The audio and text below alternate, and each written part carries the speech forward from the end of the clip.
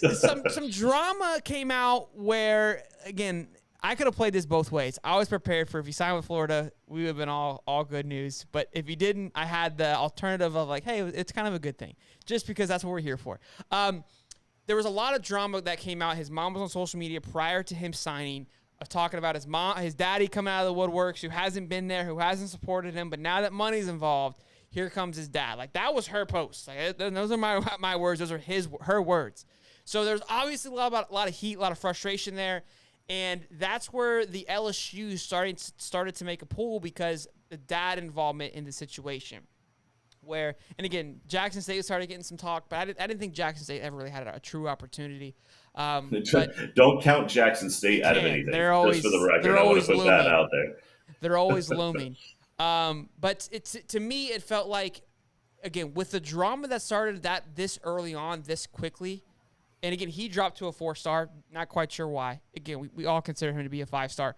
But what concerned me was the drama that was already ensuing with the family. It's definitely going to have an impact on him. Like, I hope it doesn't. I hope the kid has a great career over at LSU. But to me, again, it's going to happen. It's starting to become a thing. The kid was walking around with a Texas A&M hat, LSU jump shoots, and Florida slides. I mean, this is their day, right? Like, this is their first big moment into their career, so I get it. It's exciting.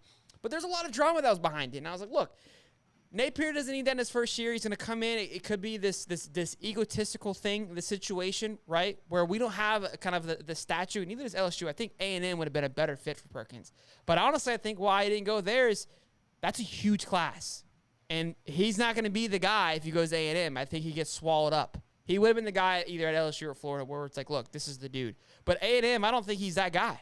And I think he can't be. It's impossible for him to be that guy at A&M after what I just watched them do.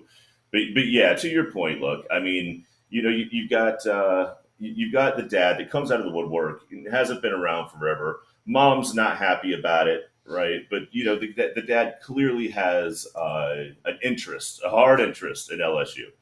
So and to Muddy Waters' point here, there might have been an Uncle Moneybag involved for Mr. LSU. Hey, real quick, I had this on the notes and I left it out, but Muddy Waters never seems to fail us. Our most important recruit started immediately was Trey Smack, the kicker. If Florida had McPherson this past season, Florida probably would have beat Bama. This Trey Smack kid, he's a 2-star recruit. The guy's a 5-star stud. All right, and I talked to you about this precast. Bro, Muddy Waters is dialed in. So Trey Smack's dialed in. So Harold Perkins, you talked about his mom being upset.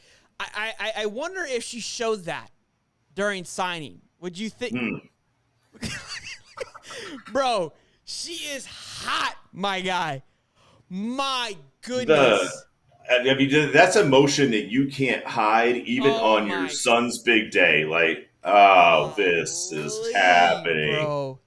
I watched this, and I cringed. I felt so bad for Mr. Perkins there, for Harold. I mean, dude, come on, Mom. Like, right there, right now? Like, do this later. You know what I mean? Like, not in the middle of the kid's signing. It sucks. It sucks to see how, like, I get the mom's involvement, I get the parents' involvement, but it's also upsetting to see how much you guys raised them. I get it, but they're starting to make their own decisions. So at what point do you kind of separate this and don't allow your emotions to take the best of it? It's sad to see, but it's hilarious. I'm here for it. It's hilarious. And look, what's funny is we talked about this precast. The mom, come on, put it back, hold it back, throw a smile on your face. And then have a conversation with your son later. But this isn't the worst situation that we've ever seen. Throwback for you, ladies and gentlemen. We're going to give you guys a little throwback for anybody who's not been a massive signing day fan like me and Shelton are, or Shelton and I. This was Jacob Copeland in 2018. As you can see there, he's got 3 hats on the table. He's got a Florida hat, an Alabama hat, and a Tennessee hat. His mother sitting right next to him is wearing an Alabama sweatshirt and a Tennessee skull cap. He's even wearing Bama colors. She doesn't care which one of the two he picks. But let's move on to the next slide. Sorry. And where did mom go? Mom and grandma gone. Mom and grandma gone. Literally, he put the Florida hat on. She grabbed her purse. She picked up her Oh my mother.